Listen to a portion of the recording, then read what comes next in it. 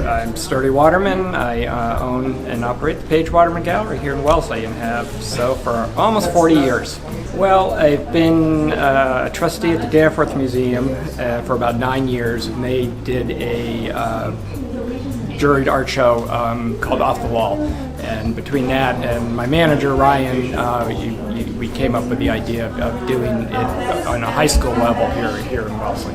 There are 3 judges, John Thompson, Jessica Roskio, and Carrie Megan, and they're not here today, but they're all either professional artists or in Jessica's case, she is the curator at Danforth Art, and that's her PhD in art history.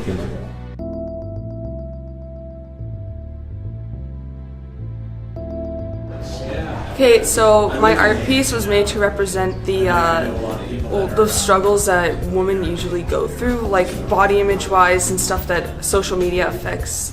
Like, she's reaching for her crown, which is like a higher piece of her, but like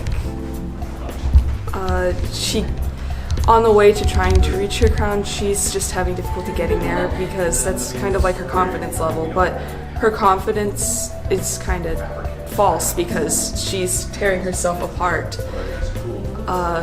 from the expectations people have of women. Yes, my work was inspired by the history of hair for people of color. Throughout history, mainly women have been forced by society to damage their hair, whether it was heat damage or just perming their hair. So I was inspired to show that women and men can wear their hair really any way they want. I wanted to focus on the hair texture, braids. We have here, I put a pick in his hair to really show his personality. She has dreads, and I really wanted to focus on the texture of the hair. So I kind of had an inspiration from a piece of artwork that I actually bought while I was on a trip in Canada to do a geometric background, and I used origami paper and Mod Podge over it. And I like to do kind of cartoon sketches of like girls, so I did that as the girl there, and that's kind of how I got my inspiration. What artists do you like to look at? I don't have, well, so I have a lot. I did used to like Frida Kahlo when I was younger. I also liked Da Vinci. His art was really cool. And I've taken pottery classes before, so I also like pottery. So I've worked with Tom Carter, the Wellesley Art Department head, in printmaking for a couple of years now. So this piece is a 3-plate solar plate etching. So the pieces themselves were digitally designed, then exposed to light onto a polymer plate to etch the plates, and then they're printed using intaglio ink onto a kind of thick absorbent paper. And what are we trying to achieve with this? I was hoping to capture kind of the listlessness of childhood drawings. So that's why the art style is kind of more loose, less structured sketching lines, although each touch was obviously very intentional. Is art your main thing, or? I do spend a lot of time in the studio with Mr. Carter, but I'm pretty limited to printmaking. Like, I don't take any other art classes. Other than that, I'm on the Wellesley High School volleyball team this year, so should get a state championship, which will be good. And yeah, so I've definitely been spending a lot more time in the studio as the year has gone on. My schedule's freed up, so I'm able to work more closely with Mr. Carter. So my piece was taken in Miami, and it's a landscape of my mom, and it's a picture of a picture. And I did this based on a series that I did with people like in a picture of a picture and landscapes, because I wanted to think about the theory that we start to become like who we hang out around, and like nature, even that has to do with we become like one of our surroundings in like the most unnatural ways. So do you do a lot of photography? Yeah, I do a lot of work based on like illusions. I do concert photography even. I do landscapes. I do a lot of things. Well, this is a print that I did on a linoleum block. I did it from a portrait, just of a random person. I just really wanted to convey kind of the emotion, and I wanted to keep all of the lines pretty similar so that I wouldn't draw attention away, but yeah, I'm proud of it. Now you actually have a couple of pieces in the show. I do. And you do a lot of experimenting with the style and stuff? Yeah, I typically like 2D and I really like painting, but I did take a printmaking class, so that's why I have a few prints, but and I liked it too, but I like oil paint. Are you planning on becoming a professional artist, or is it just fun? I have no idea what I'm planning on becoming, but it's definitely a passion for me. So the first one is all about kind of envy and how people really strive for something in life to make them look beautiful and to make them feel worth. And this is kind of just it's supposed to represent hands kind of grabbing at nature, but yeah. And what's the other one? And then the other one is dusk, and it's kind of supposed to portray a moody feeling of what it feels like at dusk, and it's really melancholy and yeah. So the first one is relief print, so they're both printmaking. So the first one's relief print, and then it's kind of layered on top with different pieces of paper, and then the bottom one is actually monoprint, and it's more of using textures and incorporating textures into the printing press. Is this a particular favorite style of yours, or do you? Yeah, I really like printmaking. It's actually my first year doing it, so it's definitely been a lot great. I like how you can really experiment, and even if you don't like something, you can keep going with it until you eventually get something that you really love. For this, my teacher assigned us to do an assignment on identity, and kind of just gave us the only requirement was a 9x9 image, and so I decided to. One of my favorite styles is mediums is printmaking, and so I decided to do the print of a face and kind of what the human soul is, I guess.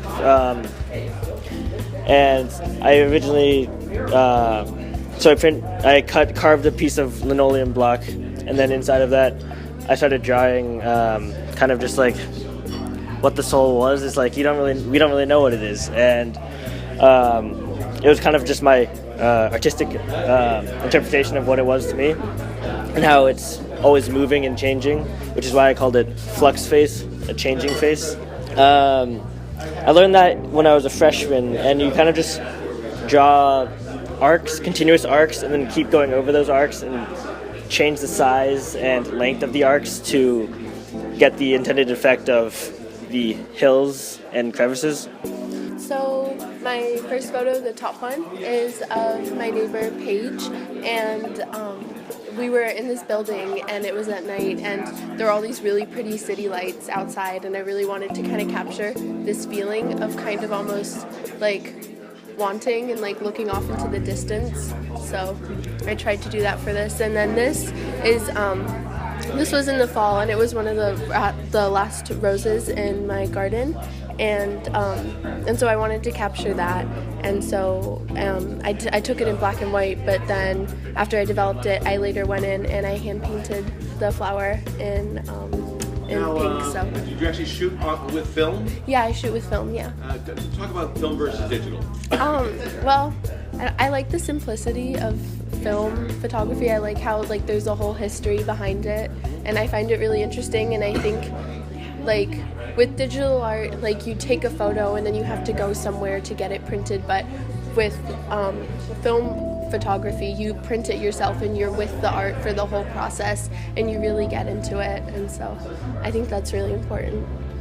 So I was having lunch with my mom at this at the Wayside Inn because they have a lovely little restaurant, and I was looking to the side and just noticed that the light was coming in the window in a particularly nice way. So I decided to take a picture of it, and then in I think it was my freshman year painting class, the assignment was to do a landscape, but I didn't really want to do a landscape, and I had this picture that I'd been wanting to paint for a while. So I asked Mr. Harrison if he'd let me paint it, and he said sure, why not. And so. A little bit about the so this is acrylic. Do you like working with acrylic? Yeah, I like acrylic. I've tried oil before, but I get frustrated with how long it takes for it to dry, and I like just being able to go over acrylic again and again and recreate the colors whenever I need to. Do you think artists look at things differently than other people? I think it depends artist to artist, but I think as an artist, you kind of have to look at the world differently to be able to take in all the potential things to draw or paint or make a sculpture out of, and you have to look around for inspiration wherever you can find it, or else it'll be lost in all the other memories that get all jumbled up. But it depends on the type of subjects you paint or draw or make a sculpture out of. I do generally traditional art, like landscapes and small sceneries like this one, but then for a different artist, like the sculpturist who did the jail cell one, might look completely differently and see situational things for inspiration or social issues. So I think really we're trying to bring the world to suburban Boston. We want to make simple chocolate flavors that really speak to, the brings out the flavor in the chocolate, and we have flavors like cardamom and rose and candied violet. So it's really years of travel in the Middle East and in Europe, and we're trying to bring those flavors to our chocolate. So they're exotic in Europe. In the Middle East, it's a lot of rose, pistachio, cardamom, things like that. So we're trying to infuse our chocolates with those flavors. We've got a residential kitchen, and we just make them there. So really it's, even coming up with the flavors is kind of a labor of love. So we experiment a lot in our house, and the neighbors are a huge beneficiary of that, trying to come up with some interesting flavors every season. And so we just try them out in the kitchen. We buy, online from all over the world, in fact, different flavorings and nuts and dried fruit and things like that. And we put those in the chocolate. We sell online. We're going to start selling at farmers markets.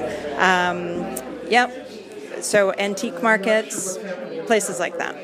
Welcome, everyone. Welcome to Next Up, Page-Waterman Gallery's first annual juried art exhibition for high school students.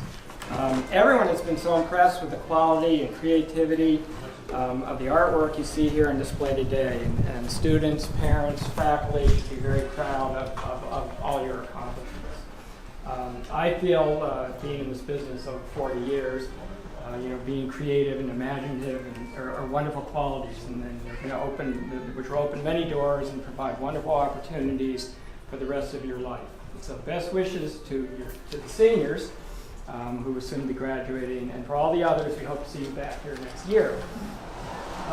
And thank you, mothers, because this ended up on Mother's Day, so you're a good sport to be here today, too.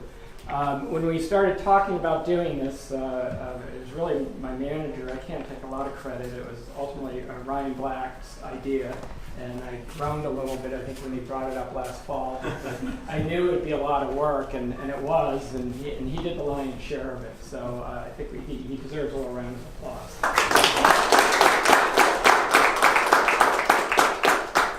And then I'm sure everyone's tried chocolates from Lim Chocolates. They're really good and great Mother's Day presents, and so you can just try them for free, or you can buy some and bring them home. If you purchase some, part of the proceeds supports adolescent wellness. And I think on that note, Bob Anthony, who's president of Adolescent Wellness, is going to just say a few words, and then I'll hand out the awards. Thank you so much, Sturdy. And thank you, Ryan. This was a novel idea, and it was carried through beautifully. Thank you much. I'm also grateful to Marshall Parker for contributing from the Wim Chocolate.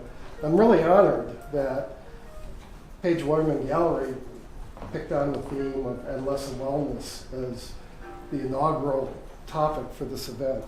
I am stunned by the artwork that is here. It is terrific, and it ties nicely into some of the themes that adolescent wellness promotes. We are a nonprofit that is with a goal of seeing all students get through adolescence without symptoms of depression. And that's not an achievable goal yet. About 30% of cases are wholly preventable. They're still working on how to address the others. But with your help and the support of Sturdy Waterman, we'll make some progress towards that goal. Thank you so much.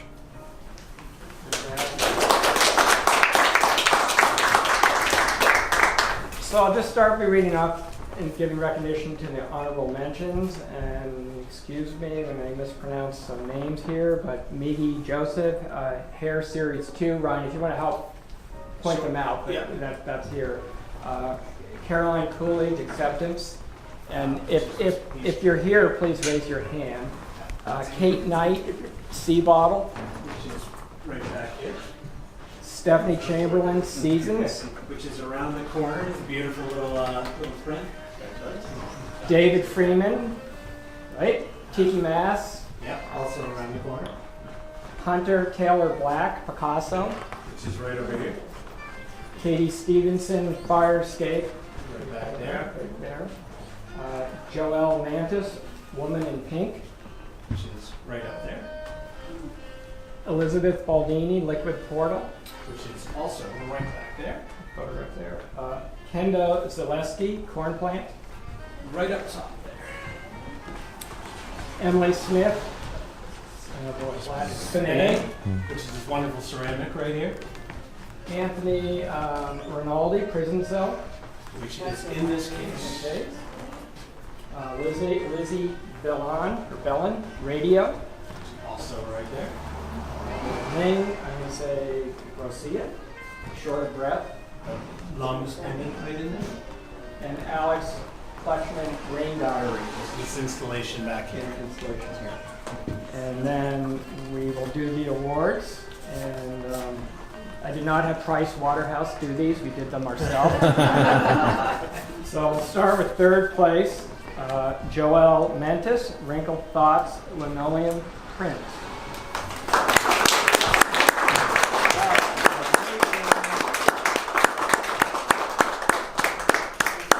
And second place, and I don't think she's here unfortunately, Melissa D. Pieces Pen Drawing. And first place, Alicia Belito. Yes. Wayside Inn.